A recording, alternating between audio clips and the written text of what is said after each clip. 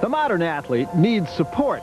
Professional football, baseball, and basketball players have well-dressed agents and a bevy of specialized coaches. But since the days of John L. Sullivan, boxing has remained an art whose skills are steeped in old, sweaty gyms. There are no three-piece suits at the negotiating table and no computerized scouting reports. Only everyday people, the trainer and manager. Through years of loyalty and dedication, they dream of molding a champion. Brothers Pat and Goody Petronelli grew up in Brockton, Massachusetts. In the early 60s, after serving in the military, they decided to turn a love for boxing into their livelihood. They had hoped another native of Brockton would join them. Brother Pat and I are going to open up a gym in Brockton. I said, go in construction, open up a gym. He says, how about me going in with you? I said, man, I said, love that. That'd be great, Rocky. And we had a lot of beautiful ideas about running this huge gymnasium in Brockton called the MARCIANO gym. Well, then, as you know the story, he got in that accident and got killed. Then my brother and I went it without him. So the old Petronelli gym was born.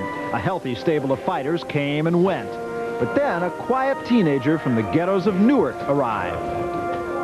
I'm there working with the fighters as Jimmy doing. He just sat there. Came in the next day. He sat down. He was watching.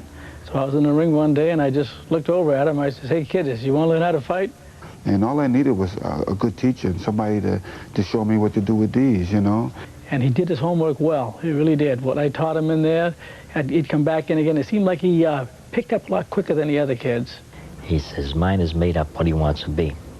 He'd get in the back room and he'd sign little autographs from the future middleweight champion of the world. And he'd sign it as a kid, 16-year-old kid.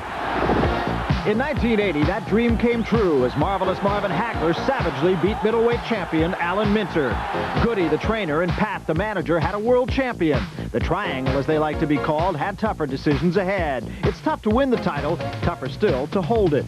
Think of the trainer as a head coach. He runs a fighter through conditioning programs and strategy sessions.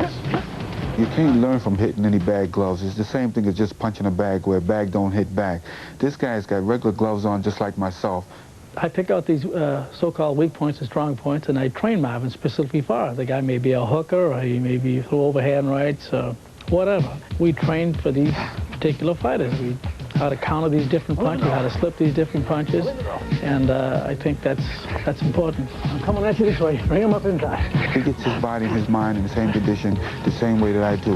He psychs himself up for this fighter the same way that I do. When I don't like Mustafa Hamsho, he don't like Mustafa Hamsho. When I'm running, he's running just as hard as I am. And there's one thing that's great to his advantage is that I can't cheat if he's there with me.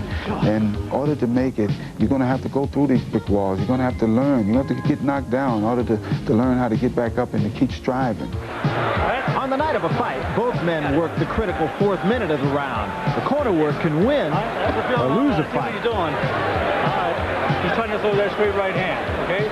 So when you throw that jab, when he bends over, come up with that uppercut. But if I'm making a mistake, I know that I have the confidence that he's going to point it out to me. Now, don't get him slugging punch. Just beat him to the punch. Double up the jab. Quick punches. That's all I want you to do. I don't have to holler at him or slap his face like a lot of guys do, because we don't need this here. We're well organized in the corner because we're prepared. Don't get too discouraged now, Marvin. Uppercuts will work good on this guy, Marvin. You're slipping your hooks. Hold the uppercut. Get that snap and speed going. When Marvin's fighting in the ring, my brother and I lean over. Two heads are better than one. He'll say, "Pat, what do you think?" And I'll say, "Geez, I think this and that." And when he comes back to that corner, I tell you, he gets the right answers. So far, that success has been to the tune of about $15 million in 9 title defenses. But it should be noted that all has not been rosy. Lawyer Steve Wainwright was axed from the camp and subsequently sued the Petronellis for damages. Pat gives this advice to other camps.